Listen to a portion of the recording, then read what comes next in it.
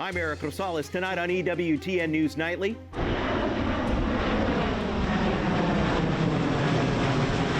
The United States launches hits on Iran's nuclear sites amid potential for escalation. How leaders, including Pope Leo, are responding.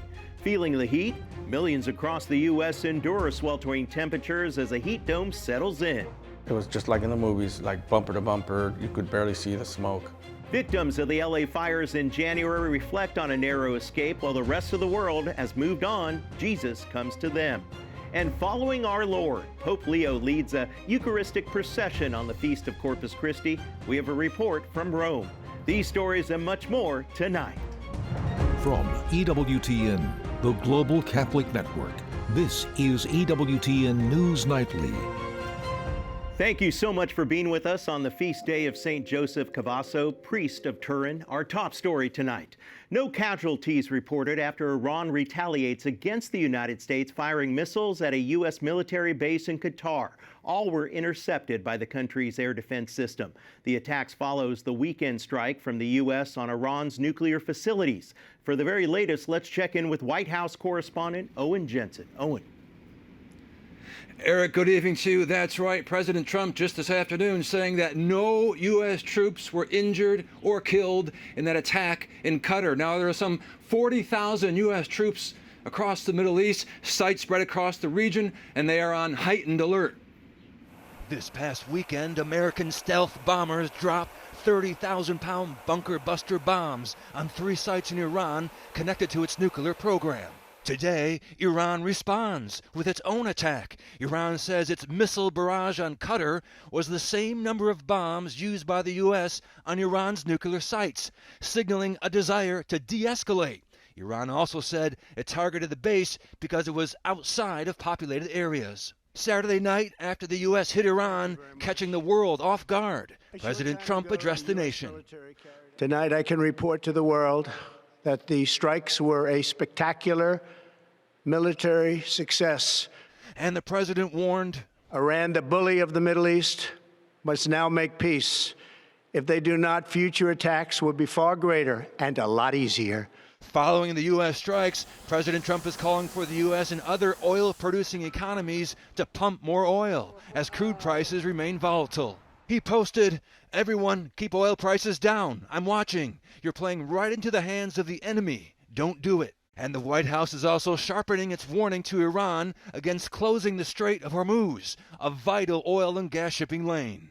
I can assure you the administration is actively and closely monitoring the situation in the Strait of Hormuz, and the Iranian regime would be foolish to make that decision. Meanwhile, the son of Iran's last Shah told a news conference in Paris, "The foundation of this 46-year tyranny are shaking. This is our Berlin Wall moment. But like all moments of great change, it comes fraught with danger. We stand at a crossroads.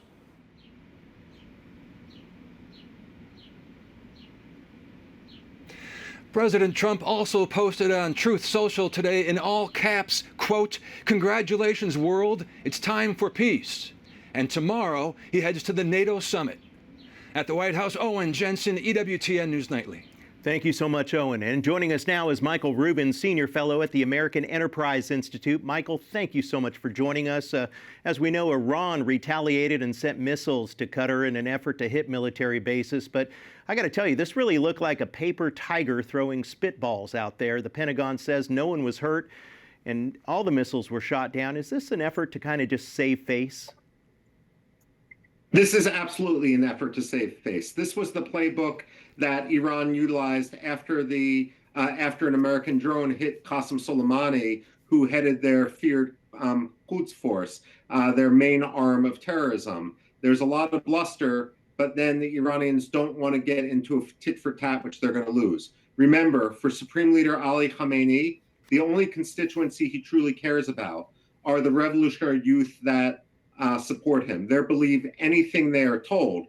So if they have reports that Iran has taken fierce action, I think Khamenei and the Iranians said Al-Udeid was destroyed. That may be nonsense, but all that matters is Khamenei's own base believes the nonsense. Now, aside from missile strikes, what else could Iran do? Well, Iran has been talking about closing the Strait of Hormuz, but that would be suicidal for Iran. Because while we often talk about how much oil goes out, remember, Iran needs to export its oil out that way too.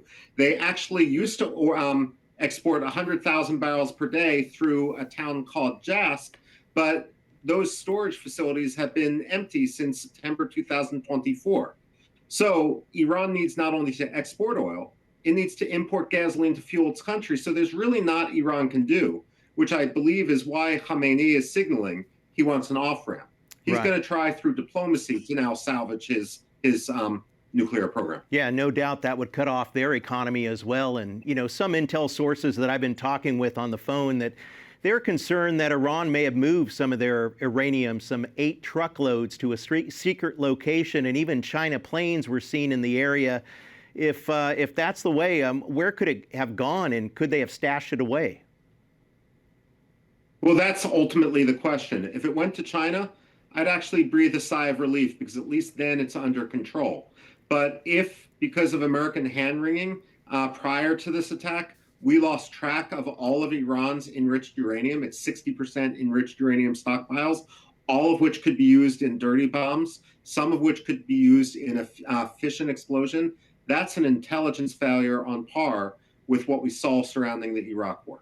And finally, sir, there is always a threat of attacks here on U.S. soil, such as from Iranian sleeper cells or even sympathizers. No doubt that we have to live our lives, but also be on guard, correct? Make no mistake, the Iranians might still retaliate. And when they do retaliate, they're going to retaliate where no one sees it coming. They're going to go after the soft targets. Now, they're also going to leverage the anti-war left and perhaps the fringe libertarian right, who have this moral aversion where they will blame the victim rather than the person perpetrating the terrorists. And so if they conduct terrorism in the United States, expect the Iranians to say, hey, this is because of what happens in Fordo. It's up to us to not allow the Iranians to get rid of that, to get away with that messaging. Well, Michael Rubin, always a pleasure to talk with you and get your insight. Thank you so much, sir. On Capitol Hill, lawmakers are at odds over whether the U.S. strike on Iran's nuclear facilities was the correct decision. Republicans are largely backing the move, while most Democrats are criticizing it. Some are even calling for President Trump to be impeached. Still, Senator Roger Marshall of Kansas tells EWTN the U.S. is safer than it was a few weeks ago. Iran cannot have nuclear weapons. I think they're a week away. They had 60% enriched uranium. They're probably a week from being able to convert that into 90% enriched uranium, which would have been enough to make a nuclear war. Oklahoma Senator Mark Wayne Mullen agrees. He adds the United States needed to act. The ability for us to knock out their nuclear system now is much easier than if they, God forbid, were to ever have a nuclear weapon, because we were going to have to take it out at some point.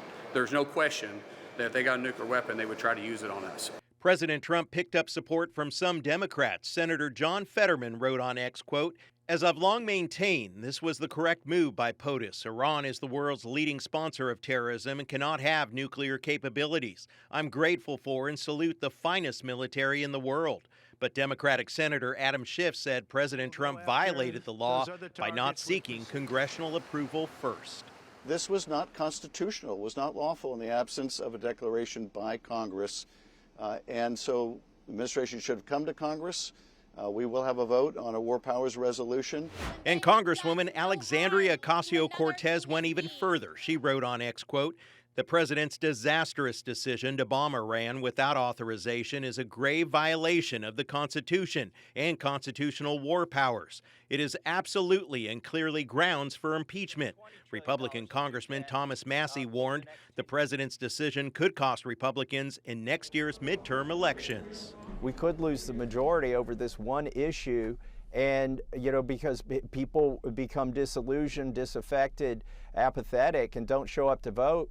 And then the Democrats get in the majority and end up impeaching him again. I think this was a bad move. The White House says the president did try to notify key lawmakers on both sides of the aisle just before the strike. Caroline Leavitt posted on social media that the White House made bipartisan courtesy calls, even talking with Senate Democratic leader Chuck Schumer of New York before the strike. She said that House Minority Leader Hakeem Jeffries could not be reached, but eventually received a briefing. In Rome, a voice calling for peace. Pope Leo XIV, after his Sunday Angelus prayer, called on everyone to avoid war before it's too late. Every member of the international community has a moral responsibility to stop the tragedy of war before it becomes an irreparable chasm. There are no distant conflicts when human dignity is at stake.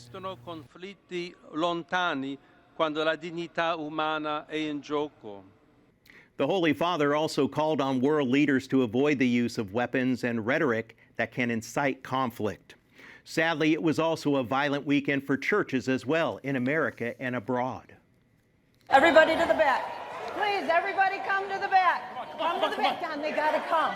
They gotta come. This took place in Michigan. Police say a man opened fire at a church filled with about 150 people. He was stopped after he was struck by a vehicle driven by a church member and then fatally shot by security staff. One security guard was shot in the leg and no one else was hurt. 31-year-old Brian Anthony Browning was armed with a rifle and more than a dozen magazines and ammunition, according to police, along with a handgun and several hundred rounds. Officials say that the man attended services at Cross Point Community Church in the past, and his mother was even a member. Meanwhile, in Syria, at least 20 people are dead and dozens more injured in a suicide bombing at a church. It happened at the Church of the Prophet Elias, a Greek Orthodox church at the capital city of Damascus. The Syrian Health Ministry reports that a man who belonged to the Islamic State terrorist group entered the church, opened fire, and then detonated himself with an explosive belt. The attack is the first of its kind in Syria in years. It comes as the nation continues to reorganize itself after the fall of Bashar al-Assad. We still have a lot more to come on EWTN News Nightly, including a Hollywood ending, a report from Los Angeles at the close of the National Eucharistic Pilgrimage and its message of evangelization and hope. Plus, one of the rare times Pope Leo XIV leaves the Vatican to celebrate Mass. We'll take you there.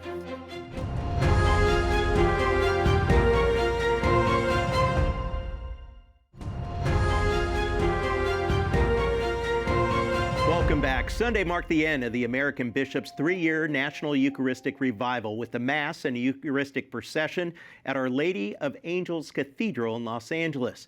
It also included a call to evangelize. We are given a mission, the mission to transform the world. The Eucharistic Revival does not end today, but continues in each one of us, you and me. The closing celebrations held a special significance to some of the faithful who were impacted by the wildfires that erupted in early January. Dozens were killed and thousands of buildings were reduced to rubble. And as EWTN News President Montse Alvarado shows us, 6 months later, the forgotten victims were comforted by a surprise visit. Amid the ashes of destruction, our Eucharistic Lord brings hope. The closing days of the National Eucharistic Pilgrimage included a Mass for the victims and a procession through the streets of Altadena, a community in Southern California still reeling from a record-breaking wildfire in January. Following behind Christ were victims of the wildfires, including Tom and Teresa Costanzo. The home they spent 27 years remodeling, the home they walked into after their honeymoon, was consumed by the flames in a matter of hours. The winds were so strong that night that the fire got ahead of the evacuation orders. Thought that the fire department would save the neighborhood. We didn't think that it was way beyond their capability. They hope to rebuild, but face many challenges. It's a very toxic environment. It seems that we have to wait until we can rebuild in a healthy home without exposing ourselves. The last I heard, the prognosis is 2 to 3 years, maybe even 4 years. Talking over 7,000. So just the sheer scale of it and the delays because of that. I know they try to speed things up, but it's just overwhelming. Grateful for the Mass and procession, they mention a sign of God's presence that did survive. 90% of everything we ever owned is gone, except for an angel that we bought on a whim that survived in the middle of the rubble that used to be our house. That's a clear, it's like for us, the symbol of hope and renewal. Joining the events for the victims were 2 firefighters who found themselves in the same situation as the people they've dedicated their lives to help. But this fire did something that I've never seen in my 32 years career. It was a blowtorch. It blowtorched our city. This was a fire that it did everything that it's not supposed to. Those fires never come to the city and destroy a city. We've never seen that before. And the tragedy brought them closer together. Well, we were friends, but now we're brothers because we suffered the same thing. But to have that here, have those people here, bring the prayers, the faith, to me, it's special. Doesn't happen, ever. At least it's never happened here. Yeah, and for me, I mean, coming to the church that I used to come as a kid, I was telling now, I remember coming to this church, my parents used to bring me here all the time. And then to see that here is just like, wow, so it is very joyful to see. In Altadena, property after property sits empty. Some are marked with for sale signs as outside investors take advantage of buildable plots. Displaced victims like the Costanzos are eager to return to their hometowns, but worry it will take the government years to rebuild their houses. California is currently waiting on $40 billion in relief funds to advance through Congress and make it to the president's desk. Father Brendan Bussey, pastor of the Dolores Mission in downtown LA, reflects on the unseen community members who were also impacted by the fires. So many of our community, especially here at Dolores Mission and around, who were working in that community, right? People who worked in the stores, people who cared for the gardens, people who took care of elders living in their homes. Sometimes our community is the unseen victim in some of that have lost their work, lost their income. So the fires deeply impacted us. The fire in the Palisades was worse than the Altadena fire, destroying 3,000 more structures. One of those was Corpus Christi Church, where only the tabernacle survived. In a special moment, pilgrims stopped at Corpus Christi to pray for the parish. Many people heard the beautiful story of the one thing that survived from this church, which was the tabernacle. And to me, that became such a sign of God's presence amongst us. I was really struck by, of course, the level of destruction, and got to meet many people last night who lost their homes. One perpetual pilgrim spoke of God's providence in ending the National Eucharistic Revival in a city that needs his presence. Only the Lord could have planned us being here. When LA was decided as the final destination, nobody knew that the wildfires were going to happen in January. Yeah, just seeing the Archbishop bless the city with the Blessed Sacrament has been such a gift. Montse Alvarado, EWTN News Nightly.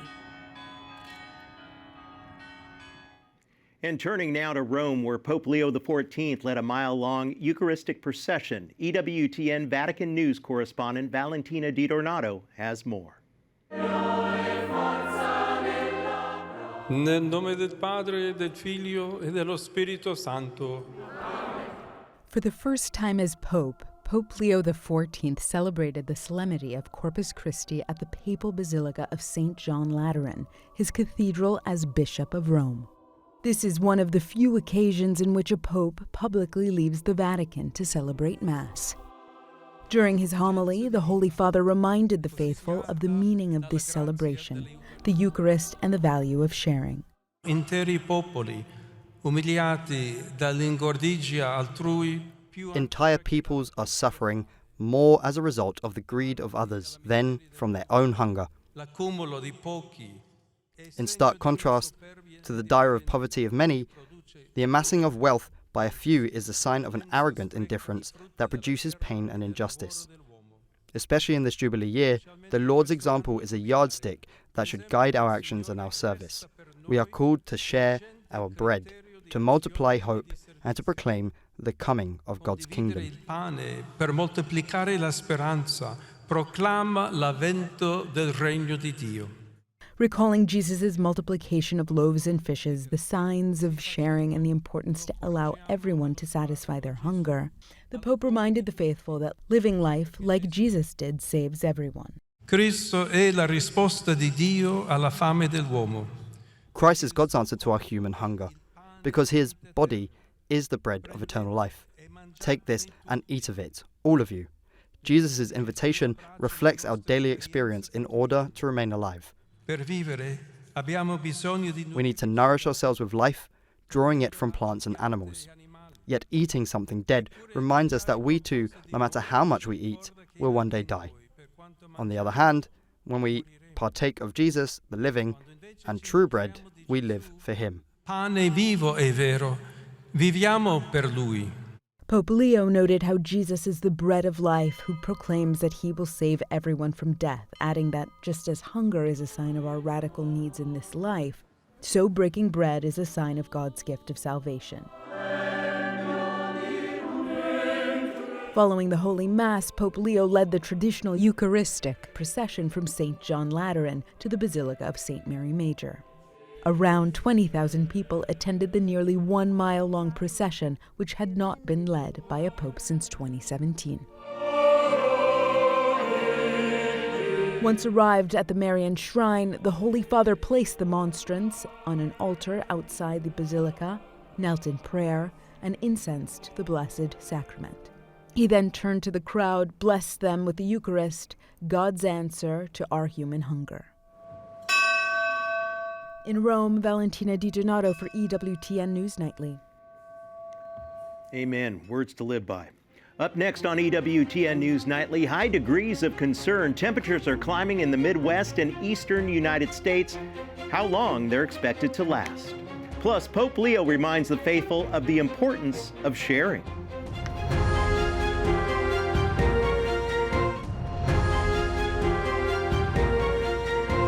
Well, if you're hot, you're not alone. Tens of millions of people across the Midwest and eastern U.S. are enduring sweltering temperatures this week due to a heat dome. Most of the northeastern region of the country, from Minnesota to Maine, are under some type of heat advisory, with temperatures reaching triple digits in certain areas. Weather Service officials are warning about the extreme heat and even life-threatening conditions, which could last through Wednesday. And joining us now to break down this heat wave is Dr. Jim Siebert, meteorologist with Weather Nation. Thank you so much for joining us. First off, can you explain a little bit more about what exactly this heat dome is? Well, Eric, what this is a giant area of high pressure, which means at the center of it, it's very high and the air is sinking in this entire area. Now, because this is such a big area of high pressure and the sinking that's going on, we call it compressional heating, meaning that in all of these areas around the circles, these are isobars, means that the air is compressing, and that makes it hotter and hotter, even more so because you've got more high pressure building behind it. So it's just kind of compressional heating. It's like turning on the oven and just turning it on full blast and then watching what happens after that. Yeah, and we're right in the middle of it. And what are some of the worst temperatures that we're looking at for the rest of the week, those affected regions? Well, it's a huge area. I mean, half of the population of the United States is included in this. Now, most of these areas this time of year are in the 80s to maybe low 90s. Okay, well, anywhere where you see the purple areas, that's where we have extreme heat warnings in effect, and that's where we're going to reach up to 100 degrees. So we're talking about 10 to 20 degrees above average for this time of year, and that includes Chicago, Detroit, New York, Washington, Philadelphia, Pittsburgh. So a whole bunch of the country is included. Now, all these orange areas, that's where we have heat advisories, meaning it's in the middle 90s, but then that's only half the story too, Eric, because these are just the actual temperatures. We also have to talk about the dew point, meaning there's humidity coming in from the Gulf, and that's going to make those temperatures feel like 100 degrees is going to feel like 108 degrees or 109 degrees. So the feels like temperature is going to be even worse. And real quick, Jim, how can people stay safe out there? I mean, facing these temperatures, this is nothing to mess around with, right? Yeah, it really isn't. This is dangerous heat. Anywhere, if you were in the purple areas, this is dangerously hot. In fact, if you are thirsty, you're already late. You're already too late. You need to be drinking water much earlier. So any way that you can keep cool. I realize that, opening the windows kind of helps if there's a breeze. If there's no breeze, that doesn't help you at all. So a little fan is a great idea. Even those little portable ones, just a tiny one, would be helpful. And if you have nothing at all, you can always get a rag or a towel, get it wet, and then drape it over you. And that's not the best solution, but it's certainly better than nothing. So there are things you can do. And then also just hope that the air conditioning stays on. And don't forget about our four-legged friends who many times are outdoors. Well, Dr. Jim Siebert, thank you so much for joining us.